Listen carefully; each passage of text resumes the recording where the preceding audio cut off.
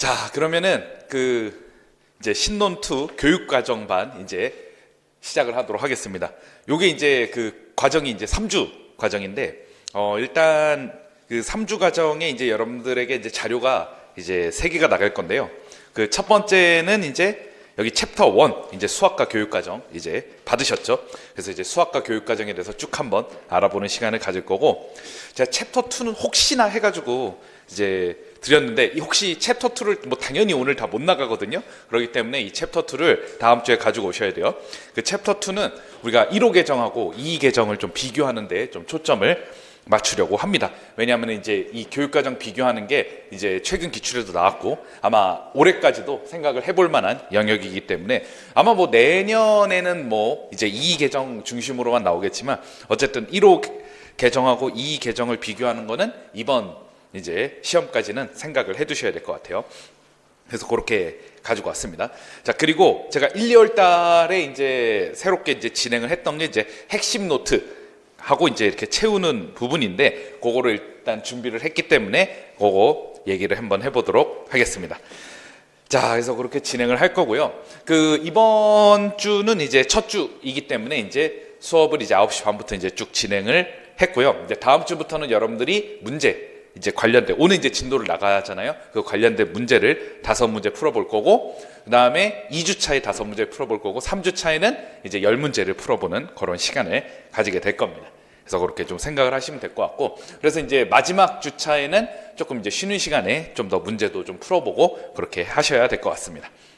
자, 그러면 여기 이렇게 돼 있는데, 그래서 수학과 교육과정부터 우리가 한번 얘기를 해보도록 하겠습니다. 자, 중요한 것들은 여러분들이 잘 받아들이시고 생각하셔야 되고, 특별히 이 계정 관련해서는 뭐 제가 핵심 노트도 이제 전달해 드렸지만, 암기해야 될 것들은 이제 다 암기를 해야 됩니다. 그래서 이번 주하고 다음 주는 특별히 여러분들이 정확하게 암기를 해야 될 영역들이 좀 많이 있을 것 같아요. 자, 보도록 하겠습니다. 자, 첫 번째는 2022 개정 이전을 우리가 한번 살펴보려고 합니다. 그래서 여기 2022 개정 이전의 수학과 교육과정에 대한 건데, 지금 여기서 중요한 게, 사실 여기에 제가 지금 이거 2022 개정 증복판 수학교육학 신논2라고 가지고 왔는데, 요거 책을 기준으로 이제 했고요. 요 책이 이제 개편이 되면서 2022년에 개편이 되면서 딱 교육과정에 대한 내용만 딱 이제 개편이 됐습니다. 그래서 원래 이제 신논2 하면은 좀 이론적인 부분도 좀 있었는데, 이제 이 책은 이제 교육과정에 대한 것만 딱 나와요. 그래가지고 제가 이 중에서 필요한 부분인 수학과 교육과정에 대한 거하고 챕터 3가 이제 평가에 대한 거거든요. 그래서 그렇게 해서 전달을 해 드릴 예정입니다. 자, 거기 보면은 여기 이제 7차 교육과정 끝난 다음에 원래 이제 09개정, 07개정에 대한 내용도 있어요. 근데 이제 그거는 시험에 나올 가능성이 0%이기 때문에 이건 0%라고 말씀드릴 수 있습니다. 그래서 그거를 과감하게 뺐습니다. 자, 그래서 한번 살펴보도록 할게요. 자, 중요한 부분을 중심으로 보겠습니다. 교수 요목기. 교수 요목기는 이제 이게 기본적으로 이제 교수 요목기는 이제 여기 1946년이잖아요. 그래서 해방 직후에 이제 우리가 어떤 교육 과정을 이제 만들어야 되는데, 뭐 해방 직후기 때문에 그럴 시간도 없었고, 이제 그거에 대해서 뭔가 하기가 어려웠죠. 그래서 이제 지침이 일제 강점기에 사용되었던 내용만 이제 그 내용을 좀 정선해가지고 이제 그거를 그대로 답습하지 않고 이제 정선을 해서 이제 마련을 해라, 이제 요 정도의 지침만 이제 있었는데, 이제 그거 가지고는 이제 교육과정을 구축하기가 어렵기 때문에 사실은 거의 해방 전의 교육 내용을 거의 답습하게 되는 그런 어떤 현상이 됐습니다. 그래서 이게 가르칠 주제도 그냥 이게 뭘 배워야 된다만 이렇게 그냥 취합을 해온 거예요. 그러다 보니까 뭔가 정돈도 안 되고 정선이 되지 않았습니다. 그렇기 때문에 내용도 되게 어렵고 과다했던 게 특징이에요. 지금 제가 말한 것들은 어느 정도 좀 기억을 해둬야 아마 기입형으로 이게 나올 가능성이 있는 거는, 이제 내용을 쭉 얘기한 다음에 이게 몇 차 교육과정에 대한 내용이냐, 아니면 순서 배열하는 거, 이제 우리가 교육과정 발달 순서대로 이제 배열을 해라, 이 두 가지 정도가 나올 만 하거든요. 그렇기 때문에 이 특징을 다 외우는 거는 뭐 그렇게 합리적이진 않고, 중요한 부분만 머릿속에 잘 새겨두시면 될 것 같습니다. 자, 그다음에 1955년으로 넘어가는데 이제 1차 교육과정이에요. 이제 이때는 6.25 전쟁 이후에 이제 일어난 일인데, 어쨌든 해방 직후에 이제 나름대로 이제 교육과정을 이제 어떤 교육과정을 딱 확립할 수 있는 그런 어떤 시기가 됐기 때문에 여기서부터 이제 1차 교육과정이 됩니다. 그래서 여기는 이제 경험 중심 교육과정, 이제 교육과정에서는 이제 경험 중심, 그래서 이제 실생활과 관련된 그런 어떤 수학 교육이 주로 이루어지고요. 자, 2차는 1963년입니다. 자, 2차는 이게 1963년인데 이게 1960년에 어떤 일이 일어나냐면은 여기다가 적을게요. 1960년에 수학교육 현대운동이 일어나요. 수학교육 현대화 운동이 일어나는데 문제는 이게 여기서 이제 3년 정도니까 이제 예전 뭐 오늘날처럼 막 정보가 이렇게 막 발달한 시기가 아니었기 때문에 이거를 교육과정에 반영하는 건 좀 어려웠어요. 그래서 이때 중요하게 했던 게 이제 개통성을 중시를 해서 개통성을 여기서 딱 마련을 합니다. 그래서 이제 예를 들어 수화 연산 영역, 그다음에 뭐 확률과 통계 영역 이렇게 딱 개통성을 마련을 하게 되죠. 그래서 이제 교과 중심으로 이제 뭐 배워야 될지 이제 딱딱 정선이 돼요. 원래 이제 이때 이제 정선이 안 됐다가 이제 요때 조금 2차 때 좀 정선이 된다고 볼 수 있습니다. 자, 이제 3차. 그럼 이제 3차로 넘어가면 수학교육 현대운동을 반영할 수가 있겠죠. 그래서 여러분들이 제3차 수학과 교육과정 딱 하면은 그냥 수학교육 현대화 운동이다 생각을 하셔도 됩니다. 똑같아요, 거의. 그래서 수학의 내용을 또 조기 도입을 하고 이제 수학적 구조 엄밀성을 강조하는 시기가 됐죠. 자, 원래는 이제 국제적인 동향에서는 수학교육 현대운동을 한 70년 정도, 한 1970년에 반성을 하죠. 대충 해서 1970년에 기본으로 돌아가기 운동, 대충 이제 돌아가기 운동이 이때쯤 일어납니다. 1970년에. 근데 역시 3차 때는 이제 현대화 운동을 받아들이는 거죠. 반영을 했고 이제 1970년에 일어났던 기본으로 돌아가기 운동이 이제 4차 때 반영이 되게 됩니다. 그래서 3차는 수학교육 현대화 운동, 4차는 기본으로 돌아가기 운동. 이렇게 하면 거의 여러분들이 매칭이 될 수가 있어요. 그래서 현대화 운동을 반성해서 기본으로 돌아가기 운동 요거를 반영을 했습니다. 그래서 이때부터 어떻게 되냐면 동일한 기조가 이어지는데 그 어떤 동일한 기조냐? 수학 학습 경감을 위한 학습 내용을 계속 축소를 합니다. 계속 축소를 해요. 4차부터 계속 축소해요. 경감. 여기 계속 이루어집니다. 그래서 5차 때도 보시면 학습 내용을 축소하고요. 우리가 1980년에 또 일어났던 게 뭡니까? 자, 이거 지우고. 1980년에 NCTM 미국의 수학교수협의회 이제 수학교사협의회 이쪽에서 이제 문제 해결을 중심으로 하는 문제 해결 강조 하면서 이제 1980년에 국제적인 어떤 동향은 안정세를 취하게 됩니다. 그래서 이걸 우리가 반영을 해서 이제는 좀 반영 시기가 좀 짧아졌죠. 한 7년 정도 이제 반영 시기가 짧아졌어요. 그래서 문제 해결력을 강조를 하게 됩니다. 이때에도 학습 부담 경감을 위해서 내용을 축소를 했죠. 자, 그래서 5차는 그래서 이제 3차, 4차, 5차가 이렇게 좀 약간 특징적인 게 있기 때문에 여러분들이 좀 기억을 해두면 좋을 것 같아요. 자, 6차의 중요한 특징은 계산기와 컴퓨터를 활용을 권장한 공학적 도구를 적극적으로 활용했다가 중요한 특징이겠죠. 공학적 도구. 그리고 다양한 교수학습 및 평가 방법을 권장했는데 그래서 이제 우리가 이제 예전에는 맨날 이제 지필 평가만 하다가 이때는 막 정의적 영역 평가 뭐 이런 것도 되게 많이 있는데 이 평가에 대해서는 세 번째 시간에 좀 자세히 얘기를 하게 될 것 같아요. 문제 해결 강조하고 학습 부담 경감 이거는 계속 기조가 이어지고 있습니다.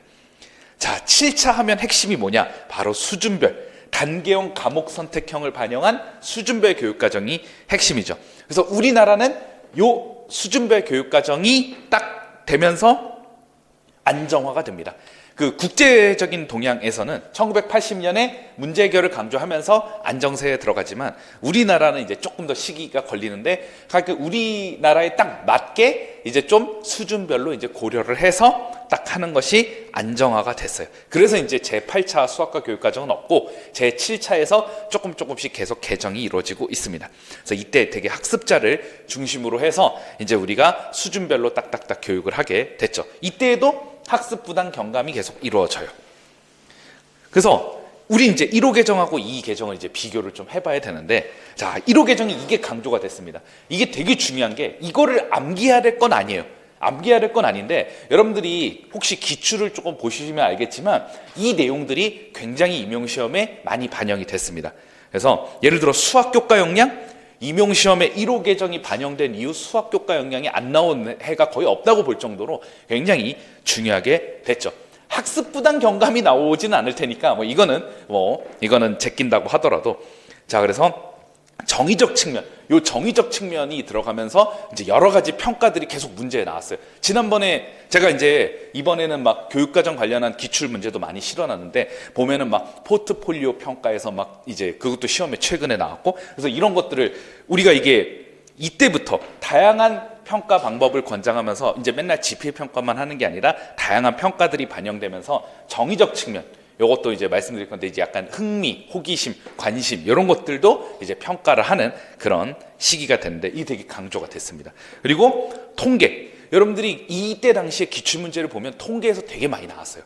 그래서 막 상관관계에서도 출제됐죠. 그다음에 대표값 되게 많이 나왔어요. 대표값 하면 엄청 많이 나왔거든요.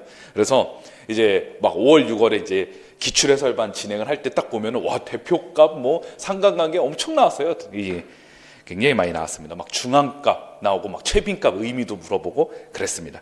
그리고 공학적 도구, 그래서 막 엑셀이나 스프레드 시트, 그래서 공학적 도구로 막 이제 막 도형 같은 것도 움직이고 이런 것들이 본문에 되게 많이 나왔어요. 그러니까 이게 중요한 이유가 암기를 하라 그런 말보다도 이게 임용시험의 중요한 기조가 된다는 거를 꼭 기억을 해야 돼요. 그러면 여러분들은, 그래서 저는 이거는 암기를 해야 된다고 생각해요. 이거를 쓰라고는 안 나올 겁니다. 이걸 쓰라고는 안 나올 건데 왜 기억을 해야 되느냐? 이게 임용시험의 중요한 기조가 되기 때문에.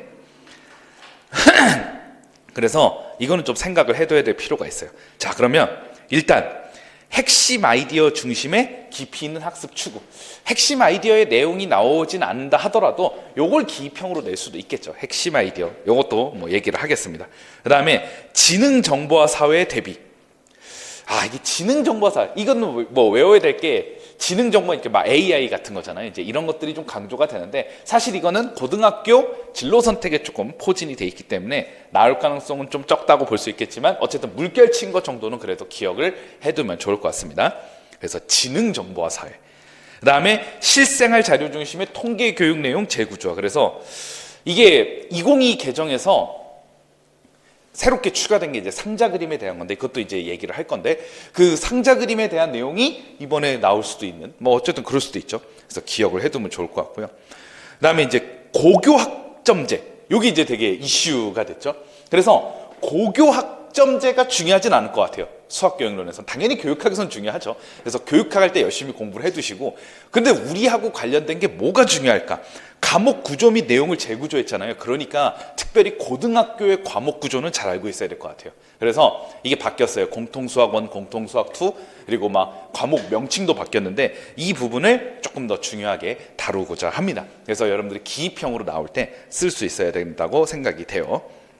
그래서 2022 개정에서의 강조 사항들은 기억을 해두면 임용 지문에 이 색채가 되게 많이 반영이 돼 있습니다. 1호 개정에서의 이 색채가 굉장히 많이 반영된 것처럼 이 개정의 그런 느낌도 많이 반영이 될 것입니다. 자, 그러면 이제 교수 요목기부터 조금 살펴볼 건데, 아까 어느 정도 얘기를 했기 때문에 핵심만 얘기를 할게요. 이거는 여러분들이 외워야 될 건 없고, 딱 이 내용을 보고 교수 요목기다, 이 내용을 보고 제3차다, 제3차 수학과 교육과정이다, 이걸 분별할 수 있으면 되는 정도만 말씀드릴게요. 그래서 아까 얘기했듯이 일제 강점기의 것을 사용하지 말라는 지시만 있었을 뿐, 그러니까 이 교육과정이 없었어요. 그냥 거의 뭐 교사의 재량으로 수학을 지도했기 때문에 그냥 뭐 있는 거 없는 거 그냥 다 지도를 했습니다. 근데 결국은 어떻게 되냐면, 그럼 뭐 그렇다고 뭐 재량껏 해야 되는데 뭔가 좀 뭐 보고 지도를 해야 되는데 그게 안 되잖아요. 그러니까 어쩔 수 없이 일본 사람들에 의해 만들어진 교수 요목 내용과 크게 다르지 않았습니다. 그래서 그냥 가르칠 주제를 그냥 열고 있어요. 야, 이거 가르치고 이거 가르치고, 뭔가 개통성이라는 건 이거잖아요. 이거 A를 알면 B를 알고, B를 알면 C를 알고, 그렇게 돼야 되는데 그냥 뭐 뒤죽박죽 그렇게 배웠다는 것이죠. 그렇기 때문에 이게 뭐 수학자들이 이거 배워야 돼, 이거 배워야 돼, 이런 것들을 해놨기 때문에 학생들을 뭐 맞춤형으로 할 수는 없었다는 것이겠죠. 그리고 개통적으로 지도되지 않았어요. 이게 개통적으로 딱 이게 선수학습, 그러니까 후속학습, 이런 것들이 좀 잘 제대로 마련이 되지 않았던 이제 시기이기 때문에 결국 대체로 불만족스러운 결과를 이끌어냈다. 이 정도 기억을 해두면 좋을 것 같습니다. 자, 그 다음 1차. 자, 그래서 1차 교육과정에서는 결국 교수 요목기의 문제를 이제 해결하려고 했어요. 그래서 약간 심리적인 배열, 그러니까 학생의 어떤 맞춤형 지도 이런 것들이 조금 필요하게 되었습니다. 자, 그래서 학생 수준에 맞게 이제 분량도 하향 조정이 됐고요. 예, 특별히 이제 1차 교육과정은 진보주의 교육이라고 하는 우리 존 듀이의 실용주의 사상의 영향을 많이 받았어요. 이게 1900년 넘어오면서 한 대략 미국에서 50년 동안 이 진보주의 교육이 정말 광풍이 불었는데, 그렇게 이제 진보주의 교육, 실용 중심 이렇게 하다 보니까 이제 옛날에 이제 구소련의 어떤 과학기술력에 이제 밀려가지고 이제 인공위성을 먼저 발사를 하게 되는 그런 사건이 일어나게 되죠. 그때 이제 미국이 충격을 받고 이제 교육에 대해서 다시 한번 생각해보는 시기를 가졌는데, 그 전에는 존 듀이의 이제 진보주의 교육, 실용주의를 중심으로 하는 어떤 그런 교육이 강조가 됐습니다. 이걸 여러분들이 생각한다면 1차 교육과정에서는 실용성이 매우 강조되었다를 좀 생각을 해둘 필요는 있을 것 같습니다. 그래서 되게 실용성, 그러니까 이거 중요하겠죠. 그러니까 중요한 어떤 포인트들을 조금 기억을 해두면은 이제 굉장히 좋을 것 같아요. 이건 좀 표시를 해두죠. 외워야 된다라는 느낌보다 이게 딱 1차의 어떤 중요한 어떤 그 구분점이 되기 때문에 기억을 해두면 좋을 것 같아요. 그래서 이제 실생활과 강조됐다. 근데 이제 뭐 이것도 부작용이 있겠죠. 이제 무리하게 관련시킴으로써 이제 체계도 좀 무시가 되고 뭐 그렇게 했습니다. 어쨌든 실용성이 강조되니까 수학 용어도 가능한 한 한글화를 하려는 시도를 했다는 게 포인트, 이렇게 볼 수 있겠습니다. 자, 2차. 자, 2차는 결국 생활 중심으로 1차 때 했던 것으로 인하여 학생들이 수학을 잘 이해할 수 있었으나 학문으로서의 개통성 충실. 2차는 개통성이 핵심입니다. 이게 핵심이에요. 그래서 여러분들이 핵심적인 거를 잘 꼭 기억을 해둬야 됩니다. 그래서 개통성을 중시하는 방향으로 이제 2차 교육과정은 정립이 됐습니다. 이게 핵심이라고 볼 수가 있죠. 그래서 2차 교육과정은 여기 좀 설명이 잘 돼 있죠. 정리가 돼 있죠. 이전의 생활 중심 경향을 약화시키고 수학 본연의 개통과 이론적 계열성을 강조하는 교과 중심 교육과정. 지금 이거 딱 표에서 핵심적인 거 설명을 해놨잖아요. 그 1페이지의 표를 보면 교과 중심 교육과정, 개통성 중시, 기초학력 배양인데 여기가 딱 그냥 정리가 잘 돼 있다, 이렇게 볼 수 있겠습니다. 이제 물론 이제 아까도 좀 얘기했지만 그 수학교육 현대운동이 이미 이 당시에는 굉장히 핫한 이론이었는데 이거를 2차에선 반영하지 못해요. 그래서 이제 3차에서 반영이 되죠. 뭐 3차는 수학교육 현대운동, 이게 시험에 나왔을 때 수학교육 현대운동으로 쓰셔도 되고 세수학으로 쓰셔도 되는 내용입니다. 같은 말인데 어쨌든 세수학운동이 수학교육 현대운동이에요. 그래서 이 영향이 이제 우리가 90년대 초에 이제 막 이제 조금씩 아름아름 들어오기 시작을 했어요. 근데 이제 2차가 결국 이제 1963년이니까 결국 교육과정을 그걸 반영을 할 수는 없었다고 볼 수가 있겠죠. 그래서 3차 때 반영이 돼요. 자, 그래서 중요한 게 뭐다? 제3차 교육과정에서는 세수학의 경향을 적극적으로 반영했다. 이게 핵심이죠. 세수학의 경향. 이거를 수학교육 현대운동이라고 해도 똑같은 말입니다. 그래서 이제 이 수학교육 현대운동, 요게 핵심인데, 그럼 딱 보면은 수학교육 현대운동하고 거의 결이 똑같아요. 수학적 구조 강조, 집합 개념을 토대로 한 수학 내용 전개, 논리적 엄밀성, 그 다음에 현대 수학을 반영한 것들, 그 다음에 응용면이 넓은, 그러니까 응용 수학을 적극적으로 받아들이는 이런 어떤 이제 수학교육 현대운동의 기조를 그대로 반영을 합니다. 이 특징을 보시면 되겠죠. 그럼 4차는 뭐겠어요? 4차는 여러분들 딱 기본으로 돌아가기 운동 생각하면 되겠죠. 그래서 결국 엄밀성을 강조한, 왜냐하면 이거 3차 시행될 때 이미 미국에서는 수학교육 현대운동 문제 있다 막 비판이 일어났던 그런 시기였어요. 그러다 보니까 이제 3차를 시행하면서부터 어떻게 된다? 처음에는 많은 호응을 받았죠. 처음에는. 그러나 이제 지나치게 수학적 엄밀성도 강조하면서 이게 시행 초기부터, 그러니까 딱 시행되기 전까지는 굉장히 환호했지만 시행 초기라고 하면은 대충 몇 년이에요? 시행 초기라고 하면 한 1975년 이 정도죠. 이때면은 이미 미국에서는 막 기본으로 돌아가기 운동하자 막 이렇게 막 비판하고 있었을 텐데, 그러니까 그게 이제 우리나라에도 당연히 소식이 들려오고 그러기 때문에 초기부터 많은 문제점을 노출하게 되었습니다. 그래서 여기 아까 말씀드렸죠. 세계적으로는 이미 3차 교육과정이 시행되던 시기에는 현대운동이 괜찮은가 이런 것들을 폭넓게 이루어지고 있었기 때문에 기본으로 돌아가기 운동이 이미 전개가 돼 있어요. 그래서 어떻게 된다? 자, 여기 보시면 이제 기본으로 돌아가기 운동이 전개되고 있었는데, 그래서 비판을 그대로 수용하여 4차 교육과정의 개정이 이르게 된다. 이제 이걸 반영했다는 거죠. 그러니까 수학교육 현대화 운동에 대한 비판을 기조로 한 기본으로 돌아가기 운동을 반영해서 4차 교육과정이 이제 우리가 딱 이루어지게 된다. 세수하게 한 정신 정도만 좀 유지를 하고요.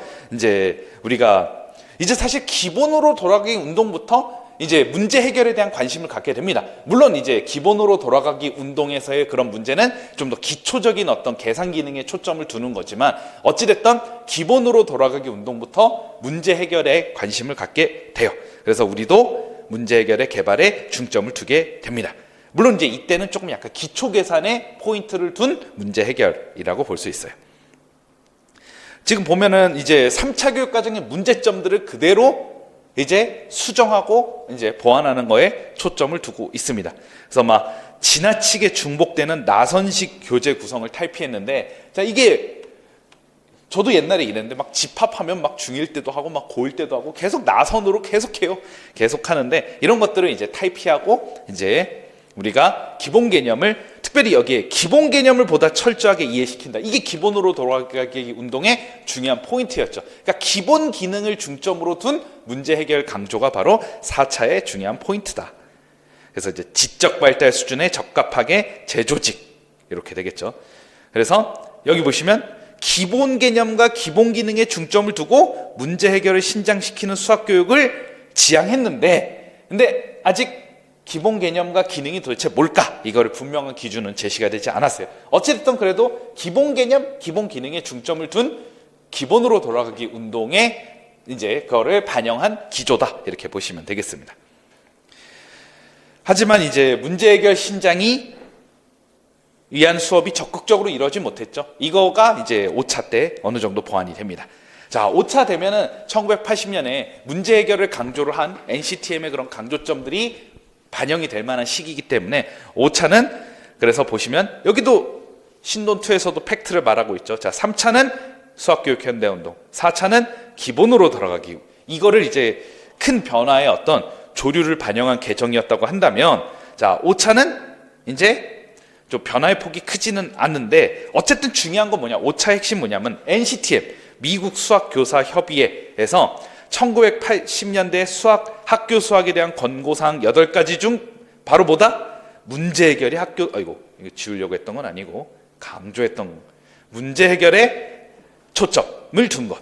즉 학교 수학에 초점이 되어야 된다. 이제 이게 5차의 핵심이라고 볼 수 있죠. 문제 해결을 초점을 두었다는 것.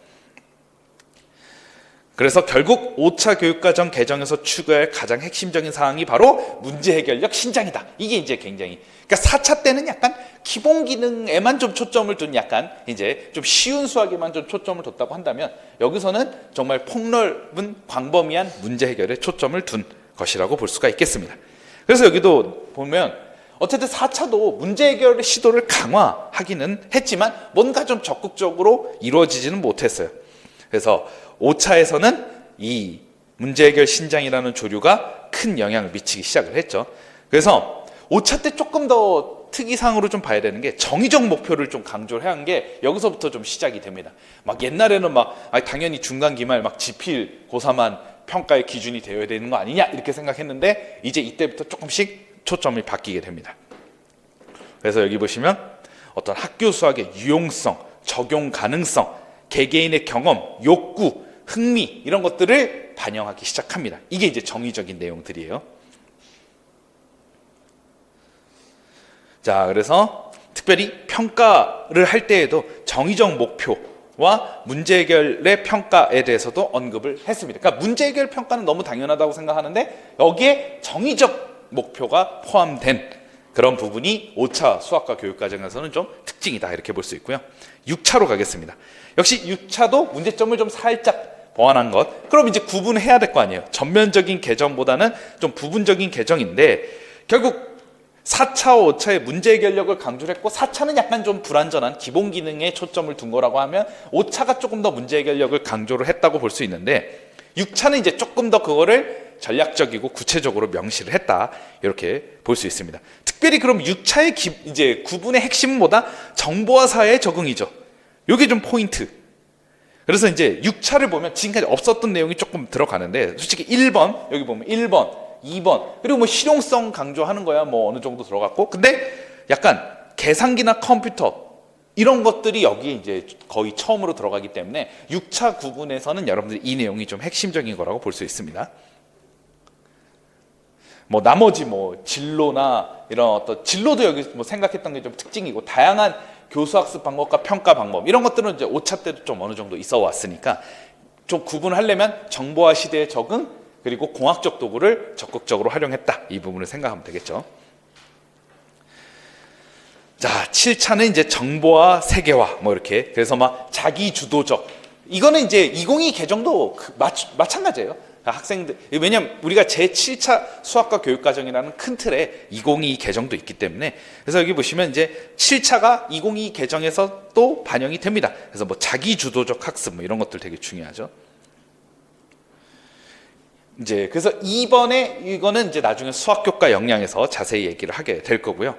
그래서 7차를 보면은 문제 해결력이 이제 문제 해결력만 그냥 강조를 하는 게 아니라 막 창의적, 논리적 사고 능력, 뭐 추론, 의사소통 이런 것도 뭔가 종합적으로 가게 되는 게 이제 7차가 됩니다. 그리고 거기뿐만 아니라 자신감, 긍정적인 태도, 정의적 목표까지 인지적인 총체적인 내용과 정의적인 목표까지 다 강조를 하고 있습니다. 자, 그렇게 돼요. 그래서 쭉쭉 읽어보면 좋고, 자, 어쨌든 핵심은 이거죠. 이게 기평으로 나올지도 모르겠는데 뭐 나올 가능성이 좀 적을 것 같습니다. 왜냐하면 수학교육론은 아니니까 수준별 교육과정은. 그래도 여러분들이 중요한 건 이걸 기억해서 이게 7차 교육과정이구나 이건 얘기할 수 있어야 되겠죠. 그래서 그 내용이 뭐냐 이게 핵심입니다. 수학에 대한 학생들의 능력과 차이를 고려하여 개개인의 수준에 대응되는 차별적인 교육을 받을 수 있도록 하는 수준별 교육과정. 이게 2020학년도에 기하 영역에 대한 수준별 교육 관련해서 문제가 나온 적이 있어요. 그렇기 때문에 기억은 해야 될 거라고 생각이 됩니다. 그래서 이게 중요한 포인트. 알아두시면 되고요. 그 다음에 이제 이 신논2 책에는 이제 제7차 교육과정에 대해서 쭉 설명이 나오고요. 그거 다 삭제했고요. 07 개정 쭉 나오는데 다 삭제했고요. 09 개정 다 삭제했는데 정당화 교육 하나만 실어놨습니다. 그래서 요거 하나만 보도록 하겠습니다. 왜냐하면 이 정당화 교육은 2022 개정에서 더욱 강조를 하고 있기 때문에 굉장히 중요합니다. 기하 영역에서 우리가 이제 여기서는 이제 도형과 측정 영역이죠. 2022 개정에서는 도형과 측정 영역인데 이 도형과 측정 영역에서 정당화 교육은 더더욱 강조를 하고 있는데 이게 09 개정에서 강조를 했다가 이제 15 개정에서 강조가 더 되고 22 개정에서는 강조가 더 되고 있어요. 그렇기 때문에 이거는 이제 얘기를 해야 될 것 같습니다. 자, 그래서 수학교육에서 이제 증명. 약간 오히려 2022 개정에서는 증명 교육을 강조하기 때문에 이 정당화 교육이 되게 중요해요. 근데 어쨌든 여러분들이 알아둬야 될 거는 이거예요. 증명이 요거라고 하면 정당화는 좀 더 넓은 개념입니다. 정당화는 좀 더 넓은 개념이에요. 그래서 이거를 말씀을 드릴게요. 자, 어쨌든 뭐 이건 문제점들에 대한 얘기고 이거는 이제 수교재에 더 자세히 나와 있습니다. 증명교육의 어떤 문제점에 대해서는. 자, 그래서 09 개정에서의 어떤 기하 영역 이건 뭐 2022 개정도 마찬가지입니다. 기하적 성질을 이해하고 추론 능력을 신장시키는 걸 목표로 둡니다. 자, 그래서 뭐 이해하고 근데 이제 이해하고 습득하는 방법에 있어서 좀 생각을 해봐야 되는데 기하적인 성질을 이해하고 습득하는 방법에 있어서 이게 그냥 무조건 증명만 한다 그게 아니라 학생 활동도 중시하고 그래서 막 관찰이나 실험 이런 것도 중시하고 꼭 형식적이고 엄밀한 증명만이 아니라 추측 활동을 되게 강조를 합니다. 그런데 여기서는 엄밀한 증명 대신이라 그랬잖아요. 09 개정은 조금 그랬어요. 근데 2022 개정은 대신이 아니라 엄밀한 증명과라고 하는 게 맞습니다. 2022 개정은 왜냐하면 증명도 강조하기 때문에 둘 다 강조를 하겠다 이겁니다. 22 개정은 요거 밑에다가 적어놨으니까 되게 중요하니까 생각을 해야 돼요. 그래서 결국 학생의 지식에 기초한 추론 활동을 강화를 할 건데, 이게 강화가 되면서 원래는 당연히 기하 영역, 뭐 도형 영역은 증명이 중요하잖아요. 그것과 거의 동일선상의 이런 기하 지식에 기초한 추론 활동을 강조를 하겠다라는 겁니다. 그래서 공구 개정은 이제 증명할 수 있다를 이해하고 설명할 수 있다로 제시했는데, 2022 개정은 다시 증명할 수 있다로 나옵니다. 그래서 이게 중요해요. 자, 그래서 그럼 정당화의 의미가 뭐냐? 여기 잘 나와 있는데, 이건 암기를 해줘야 돼요. 제가 용어 자료집에는 그냥 여러분들이 쓰는 란은 아니고 뒤에다가만 실었는데, 어쨌든 기억은 해두는 게 필요할 것 같아요. 정당화란 뭐다?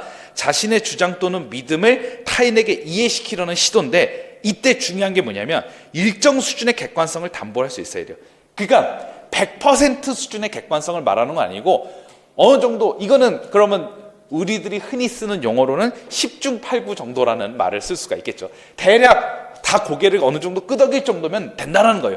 객관성을 어느 정도 담보를 할 수 있어야 돼요. 이게 이제 중요한 포인트입니다. 그래서 근데 이게 정당화가 아까 증명보다 조금 더 넓은 개념이기 때문에 일정 수준의 객관성이라는 거는 이제 여러 가지가 많이 있습니다. 그래서 실험을 통해서도 우리가 정당화를 할 수가 있고요. 증거를 제시하면서, 아니면 당연히 뭐 논리나 수학적 증명이야 뭐 당연한 건데, 이것뿐만 아니라 증거나 실험에 의한 정당화도 우리가 들어갈 수가 있습니다. 그러니까 정당화는 조금 더 넓은 개념이에요. 막 100% 완벽하게 참이다, 그것뿐만 아니라 심지어 여기에서는 이 정당화는 귀납 추론을 통해서도 정당화할 수 있어요. 왜냐, 그 귀납 추론을 통해서 어느 정도 그럴듯하게 추론을 할 수가 있는 거니까요. 그래서 이게 중요한 포인트입니다. 그래서 연역 추론뿐만 아니라 어떤 계산, 문제 해결, 그리고 귀납 추론도 정당화에 들어가요. 그러니까 정당화가 조금 넓은 개념입니다. 귀납 추론의 우리가 단점이 이제 수학적 참임을 보장하지 못하고 그런 문제가 있잖아요. 근데 정당화로서는 괜찮다라는 게 바로 이 정도도 괜찮다는 거예요. 그러니까 귀납적으로 이게 옳다고 주장하는 것도 충분히 정당화에 들어가고 이 교육을 강조를 하겠다는 겁니다. 자, 그래서 객관적인 사실의 확인 과정인 논리 증명을 정당한 수준으로 확대를 하는 겁니다. 그러니까 증명만 딱 좁은 범위만 지도하는 게 아니라 정당화라는 넓은 범위로 우리는 확장을 하는 게 이 개정에서의 핵심적인 내용이다, 이렇게 볼 수 있어요. 자, 그래서 결국 학생 활동이 중심이 되는 학생 주도적 수업을 강조하면서 어떤 학생의 이해 수준에 입각한 정당한 수준의 교육을 지향하고자 했다는 거, 이게 이제 중요하다고 볼 수 있습니다. 그래서 여러분들이 이거는 당연히 암기를 해야 됩니다.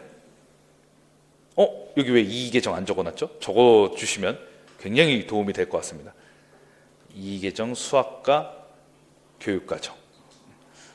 너무 당연해서 안 적었나? 하여튼 왜냐하면 이게 1호 개정이니까 이건 2 개정이겠죠? 자, 차이점 한번 비교를 해볼게요. 자, 비교를 해보면, 자, 1호 개정은 도형의 성질을 이해하고 아까 정당화가 이해하고 설명할 수 있다고 그랬잖아요. 그래서 이제 이해하고 설명하는 활동이라고 했는데, 2022 개정은 정당화를 더욱더 강조함으로써 아예 명칭을 정당화하는 방법이라고 딱 명시를 하고 있습니다. 이게 이제 중요한 포인트예요. 그래서 이 두 가지 구분해 볼게요. 제가 밑줄을 쳐놨거든요. 자, 여기 보면 관찰이나 실험을 통해 확인하기, 관찰이나 실험을 통한 확인, 뭐 거의 똑같습니다.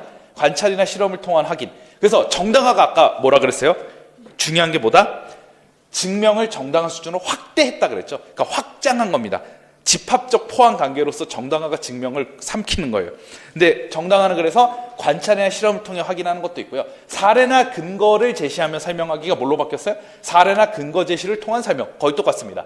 유사성에 근거하여 추론, 똑같습니다. 근데 연역적으로 논증하기가 증명으로 바뀌었어요. 그러니까 이게 이 증명을 원래 공구 개정에서는 이제 증명 교육을 조금 많이 낮추고 활동을 통한 그런 거를 강조한다. 여기 보시면 아까도 얘기했지만 학생 활동을 중시하고 엄밀한 증명 대신 추측 활동을 강조한다 이랬는데, 이 개정은 이제 과라고 하는 게 맞습니다. 왜냐하면 증명도 강조를 할 거예요. 그래서 제가 생각하기에는 그래서 이번 시험에서는 이제 증명하는 영역에서 여러분들이 실제 증명하는 문제도 나올 수도 있다. 이건 생각을 해야 될 것 같아요. 왜냐하면 이게 이 증명이라는 용어를 쓰는 거를 되게 조심스러웠어요. 1호 개정에서는 그러니까 뭔가 말하지 못할 것처럼 증명 얘기하면 학생들이 이제 다 이제 안 하려 그러니까 막 연역적으로 논증한 이런 표현도 안 쓰고 막 우리가 이게 맞는지 설명해보자 이렇게 그냥 적당히 얼렁뚱땅 넘어갔는데, 이제는 이제 증명이라는 용어 말을 쓸 수가 있어요. 그렇기 때문에 이 두 개가 좀 중요하다고 생각이 돼요. 그래서 정당화하는 방법이 여러 가지가 있어요. 네 가지가 있어요. 네 가지가 있죠. 그리고 특별히 증명, 이게 이제 중요하다는 거를, 그리고 학생 수준에 맞게 활용할 수 있다. 우리가 제7차 교육과정에서 중요한 게 수준별 교육과정이었고 학생 수준의 맞춤형이 중요하잖아요.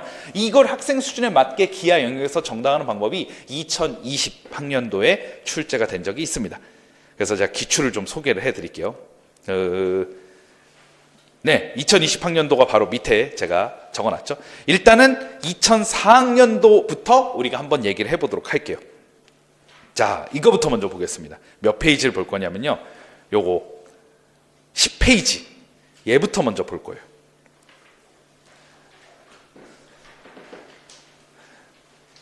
나중에 이제 수학교과 역량이라고 얘기할 텐데 그때 추론 역량이 있어요.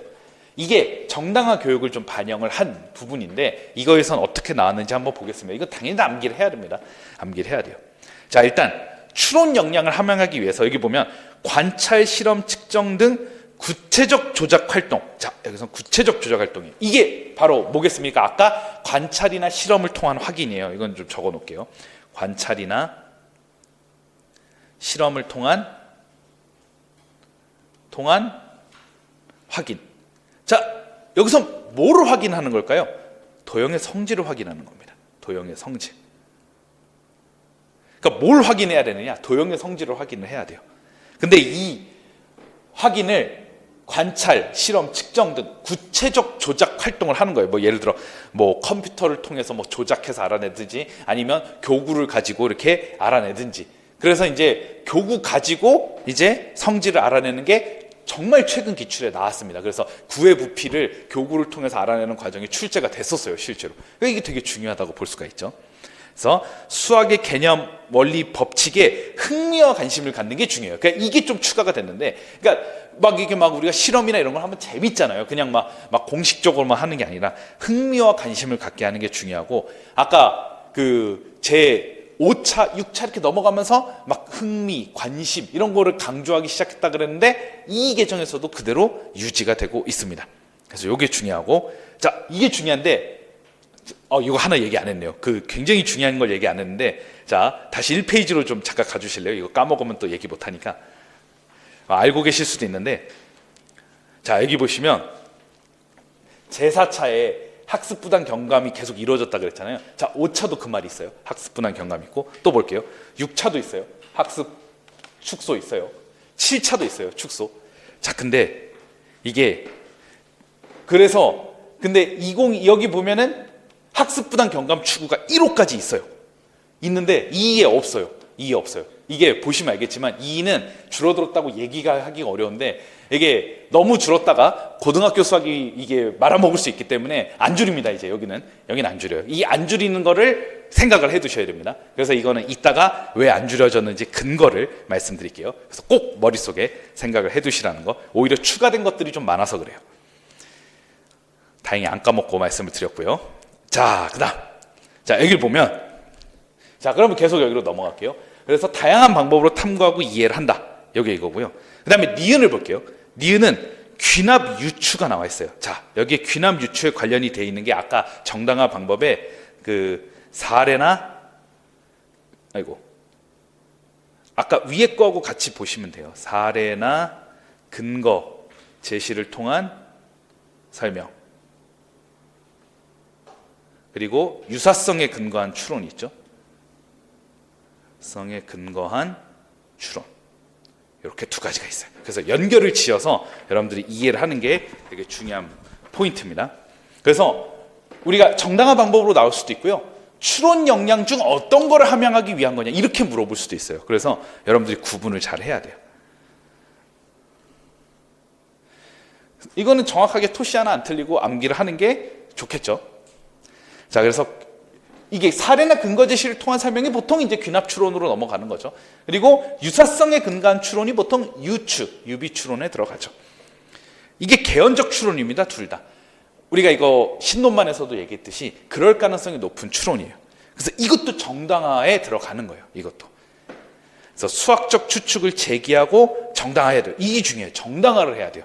정당화가 뭐예요? 일정 수준의 객관성을 담보하고 있어야 돼요. 이해하고 설명할 수 있어야 돼요. 그러니까 이 내용을 이해하고 설명을 어느 정도 할 수 있어야 됩니다. 근데 이 정당화를 해야 되는데 그때 뭐가 동시에 수반되어야 되냐면 수학적 증거와 논리적 근거가 바탕으로 해야 돼요. 그래서 이걸로 비판적으로 사고하는 태도를 갖기 위한 것이기 때문에 수학적 근거와 논리적 근거를 바탕으로 이게 정당을 했는데 이상하게 했으면 이제 비판적으로 판단을 해줘야 되겠죠. 그래서 만약에 이게 부족하다 그러면 이제 이거는 정당화라고 보기가 어려울 수 있습니다. 이게 니은, 디귿. 개념 원리 법칙을 도출하는 과정과 절차를 논리적이고 체계적으로 수행한다. 이게 기하 영역에서 이제 증명이 되는 거예요. 증명. 이렇게 나눠집니다. 그래서 이거는 기억을 잘 해두셔야 돼요. 우리가 정당화 방법은 4가지가 있습니다. 관찰이나 실험을 통한 확인부터 증명까지 4가지가 있는데 이게 추론 역량 함양과 매칭이 됩니다. 그래서 이거를 잘 기억을 해두셔서 어떻게 나오느냐에 따라 여러분들이 잘 적어야 돼요. 예를 들어 제가 시험 문제 도형의 성질을 이해하고 정당화하는 방법 중 하나로 골라서 적으라고 하면은 뭐 관찰이나 실험을 통한 확인이라든가 뭐 증명이라든가 이런 걸 적어야 되고, 추론 역량을 함양하기 위한 교수학습 방법 중 고르라고 하면 기억, 니은, 디귿 중에 골라야 돼요. 그래서 여러분들이 그걸 잘 분별을 해야 됩니다. 굉장히 중요하겠죠. 이게 무조건 뭐 시험에 거의 나온다고 봐야 되기 때문에 굉장히 중요합니다. 그래서 이 부분을 볼게요. 2004학년도에 나온 문제가 되게 중요한 포인트. 자, 삼각불의 부피를 구하는 공식이 요거 이제 신논에서도 신논 1에서 정확히 말하면 신논 3죠. 신논 3의 이제 1단원에서 이제 했던 내용인데, 그래서 이게 아래와 같이 설명을 합니다. 그래서 유사성의 근거에서 이제 어느 정도 얘기를 하고 있는데 이걸 좀 볼게요. 자, 그래서 삼각형의 넓이를 구하는 공식이 이건 건 잘 알고 있지 이렇게 하면서 딱 얘기하는데, 지금 이 부분은 그림 1과 그림 2가 비스무리하니까 우리가 결국 어떻게 된다? 밑면의 넓이, 높이 곱하기 3분의 1 이렇게 생각할 수 있다라고 보는데, 자, 여기서 이런 설명이 있어요. 삼각불의 부피는 외접하는 삼각기 중의 부피의 절반보다 더 작아 보이니까 3분의 1쯤 될 것 같아요 라고 했는데, 이 3분의 1쯤 될 것 같다라는 근거가 부족해요. 그냥 절반보다 작으니까 3분의 1? 아니 그럼 2.5분의 1일 수도 있는데 이 근거가 부족하다고 볼 수 있습니다. 그래서 문제에서 어떻게 나왔냐면, 자, 유추적 사고를 통해 삼각불의 부피를 구하는 공식을 이해하고 있음을 보여주고 있다. 유추적 사고를 했다고 말할 수 있는 근거는 우리가 이제 여기 있죠. 그림 1을 보면은 줄어드니까 당연히 작지, 마찬가지로 2도 그럴 것 같아. 이렇게 이제 유추를 하고 있어요. 우리가 유추는, 유비추론은 뭡니까? 두 대상 간의 비교를 통해서 하는 거죠. 그래서 그렇게 하고 있어요. 다행히 이제 바로 지난 시간에 했기 때문에 이제 1열 강의이긴 하지만 그래도 조금 이해하는 데 도움이 되실 거라고 생각합니다. 자, 1-1을 볼게요. 자, 근데 이렇게 물어봤어요. A 학생이 유추적 사고를 통해 직관적으로 이해를 했어요. 근데 문제가 뭐냐면, 그럼 왜 이 문제가 나왔냐? 왜 보완할 수 있는 지도 방법? 유추가 완벽한 건 아니에요. 보완할 수 있는 지도 방법을 써야 돼요.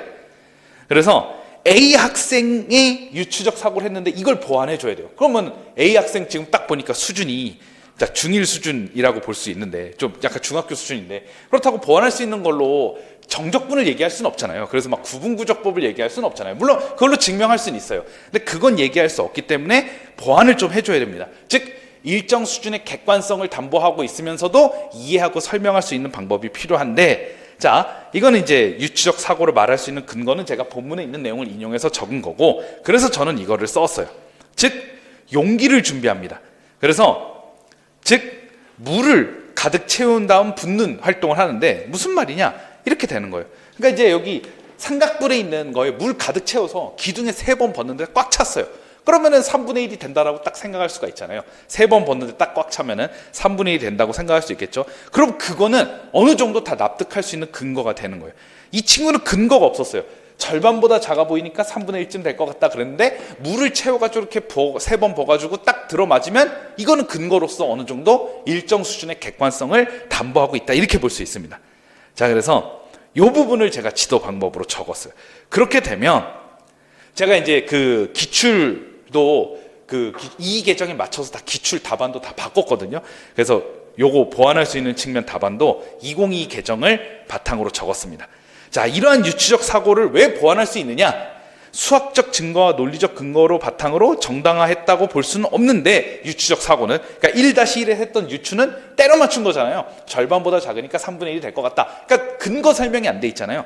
근데 여기에 보시면 제가 밑에 부분 봐야 되겠죠. 제가 아까 얘기했듯이 정당화한 때 수학적 근거와 논리적 근거가 필요하다라고 말씀을 드린 거를 반영을 했습니다. 그래서 수학적 증거와 논리적 근거로 바탕으로 정당화했다고는 보기 어렵다고 볼 수 있어요. 그러니까 유비추론은 맞는데 정당화라고 보기에는 어렵다는 거죠. 그래서 이 점을 보완할 수가 있습니다. 그러니까 정당화가 되는 거죠. 3번 봤는데 꽉 차는구나, 이렇게 보완할 수가 있습니다. 제가 그래서 분석을 좀 해놨어요. A 학생은 유사성에 근거한 추론이라는 정당화 방법을 활용했다고는 볼 수 없다, 이렇게 볼 수 있어요. 그렇기에 기출에서도 이제 보완할 수 있는 지도 방법, 그러니까 유추적 사고만으로는 부족하다는 걸 인식하고 1-2번 물음에 보완할 수 있는 지도 방법을 제시한 것으로 보입니다. 1-2에. 자, 그래서 이제 니은을 보면 수학교과 역량 함양을 위한 교수학습 방법에 기납, 유추 등의 개연적 추론을 통해 수학적 추측을 제기하고 정당화해야 하는데 유추를 통해 추측을 제기하긴 했어요. 그러니까 3분의 1이 될 거라고. 하지만 수학적 근거와 논리적 근거를 바탕으로 하는 정당화는 하지 않았다고 평가를 할 수 있을 것 같습니다. 그래서 이제 우리가 기출 문제를 정당화의 관점에서 분석을 해본 거예요. 그럼 정리하자면 이거예요. 유비추론은 했어요. 왜냐하면 유사성, 이제 우리가 유추적 사고는 했으니까. 그러나 유사성에 근거한 추론이라는 정당화는 하지 않았다, 이렇게 평가할 수 있습니다. 왜냐하면 정당화는 일정 수준의 객관성을 담보를 해야 되고 이해하고 설명도 잘 할 수 있어야 되는데 때려 맞췄다는 것은 설명한 게 아니기 때문이다, 이렇게 볼 수 있습니다.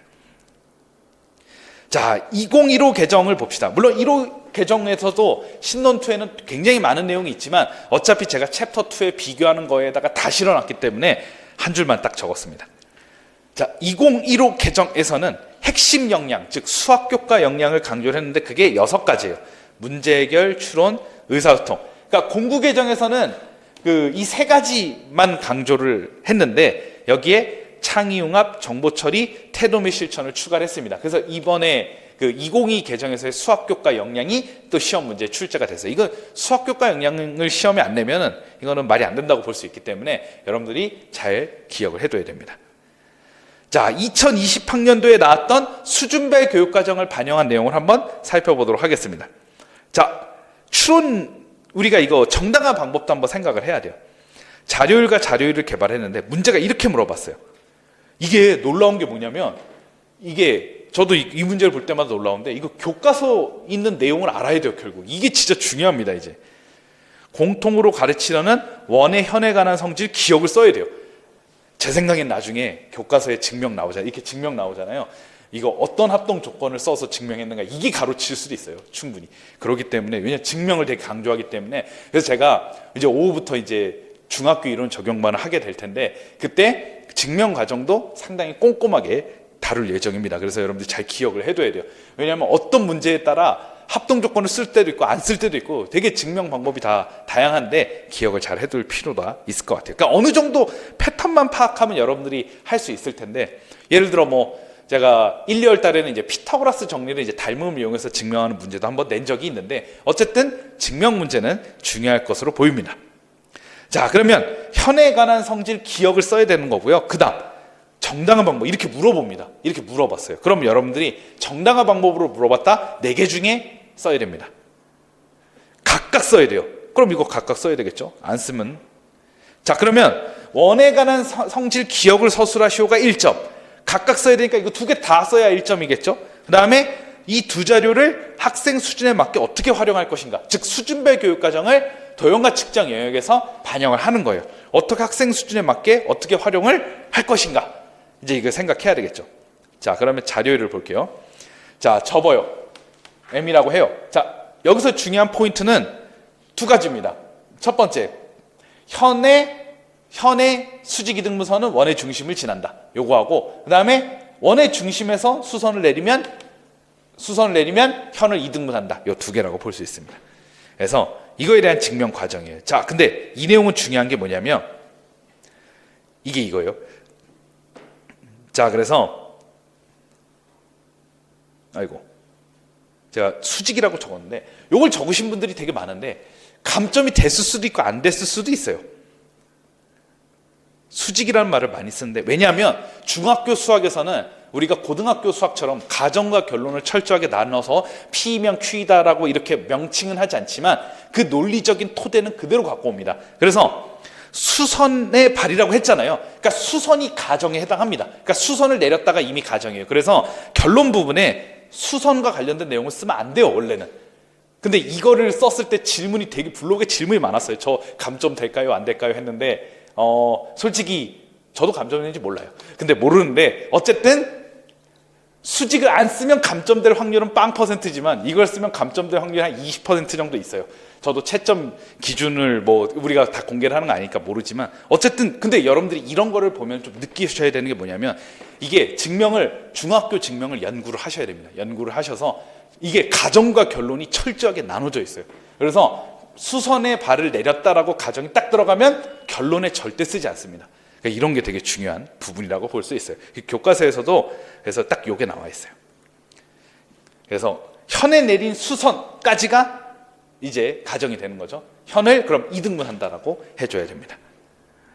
그래서 문제 되게 잘 봐야 돼요. 그래서 나중에 뭐 어떤 문제 막 기류법으로 증명을 해야 되는 문제가 또 나올 수도 있고, 어쨌든 잘 기억을 해두면 좋겠죠. 물론 기류법은 고등학교라서 조금 나올 가능성은 많이 적겠지만 기억을 해두면 좋을 것 같습니다.